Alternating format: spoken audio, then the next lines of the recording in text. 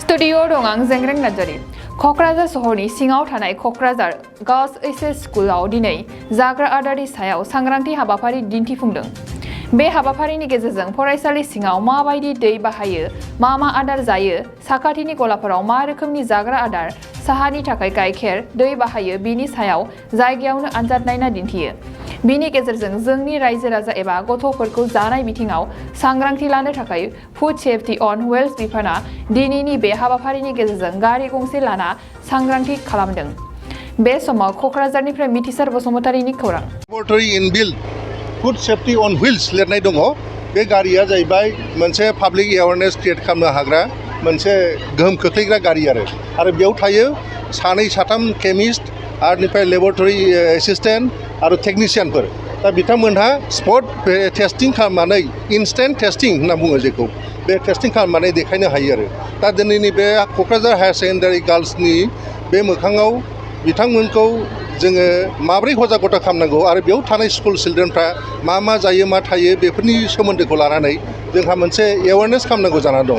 जिहेतु स्कुलफ्राव मोनफ्रोमबो लोंग्रा दैफ्रा थिग नङा, बबेबा समाव जोङो बाहेरायाव लोङै नाङो बा स्कुल सिङाव थाखानायखौ लोंनाय जायो। बे दैफ्रा मा रोखोम बेखौबो जों टेस्टिं खालामनानै नायगोन आरो खाथि खालानि साहा दखानफ्राव हाबनानै साहा लोङो बेफोराव गाइखेरखौ मा बाहायनाय जायो बे गाइखेरनिबो सेम्पल जोङो दहाय कालेक्ट खालामखांबाय।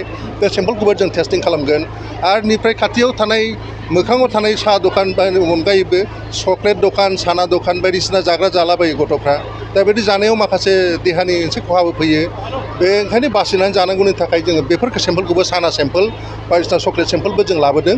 दा बेखौ हजागथा खालामनो थाखायनो जोङो नैबे लेबरेटरि इनबिल्ट बे भेहिकेलनि टेकनिशियानफोरनि दारै जोङो दिनै बे सेम्पलफोरखौ लानानै एसे देखायनो हागोन आरो दे बेयाव बेसेबां कन्टामिनेसन बा भेजाल दङ बेफोरखौ आरो दा सुंद'यै जों बेखौनो सानदोंना जोङो जिहेतु स्कुल गोयिं चिल्ड्रेनफोरखौनो जों प्रायरिटि होदों आरो जिहेतु बे नैबे जोंना लेबरेटरि इनबिल्ट गारिया फुड सेफ्टि अन व्हील्सआ गभर्नमेन्ट अफ इन्डियानि हरजानाय स्टेटआव बियो गंनैसोल' दङ।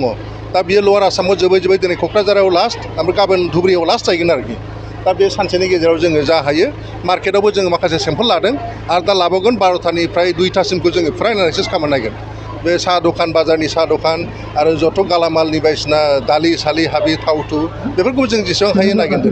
जोंनि डिस्ट्रिक्टआव मथथे जेसेबां हायो जोङो बे रिजाल्टफोरखौ जों नायनानै उनाव आरो फार्दार जोङो लिगेल स्टेप लाबोगोन आरो मार्केटआव। लोंग्रा मिथाइ गलाफ्राव एवारनेसआनो गैया। नंगौ दा बिगिनिं मोनसे स्टेज लादों।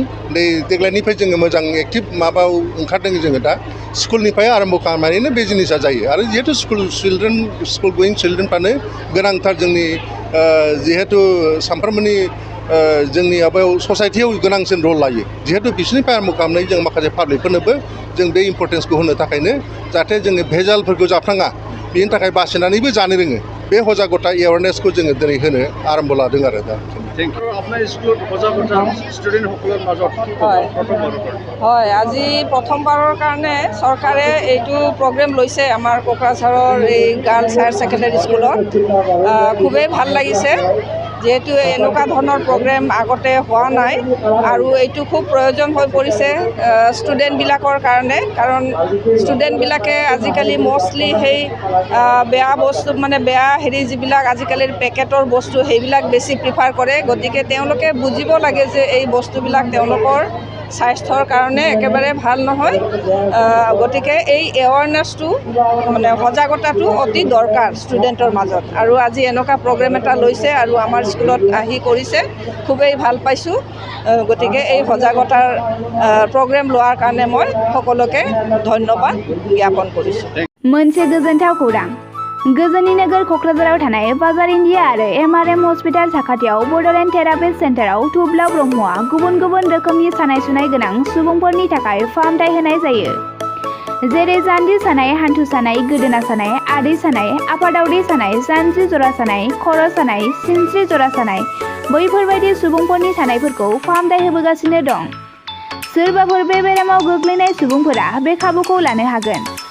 गोबां मिन्थिनो थाखाय नैबे जानबुं नङाव फन खालाम 9974030738।